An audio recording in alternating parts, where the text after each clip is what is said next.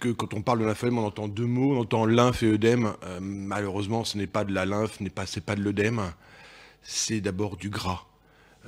Je voulais vous montrer cette diapo qui résume tout hein, sur la physiologie hein, du lymphœdème, hein, qui est assez simple à comprendre. Vous avez en haut, donc on voit des traces bleues, enfin jaunes, bleues, avec un petit trait au-dessus, et en dessous du rouge qui est le muscle. Et vous voyez, si vous regardez, alors je vais montrer avec la flèche. Non, je ne montrerai pas avec la flèche, parce que la flèche ne marche pas sur les écrans comme ça. Que dans la partie du membre supérieur, après cancer du sein, la partie proximale, donc la partie entre le coude et l'épaule, le volume qu'il y a, donc le volume qu'on voit en excès, est composé de quasiment que du gras.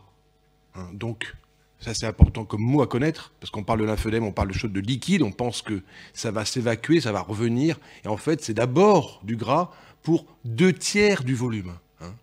Et dans l'avant-bras, donc entre la main et le coude, là c'est un peu différent, il y a plus de liquide, mais il y a encore beaucoup de gras.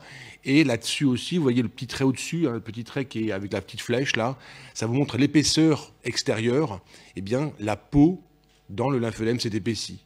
Donc si on résumait, vous avez plus de 2/3 du volume que vous pouvez avoir en excès par rapport au membre contralatéral, qui est du tissu, qui est de la peau qui s'est épaissie en réaction à la stagnation de lymphe, hein, effectivement, c'était quand même le problème majeur que ce liquide circule mal.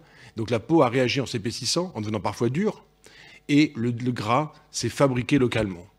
Donc ça, c'est vraiment le mot-clé, c'est très dur à entendre, parce que quand on entend tout ça, on dit, est-ce que ça va disparaître? Est-ce qu'on peut enlever de la peau et du gras? On peut enlever de la peau et du gras, oui, par la chirurgie, sûrement. Le gras par la perte de poids si on a un excès de poids, donc ça c'est important d'avoir le côté nutritionnel et activité physique groupée bien évidemment. Hein.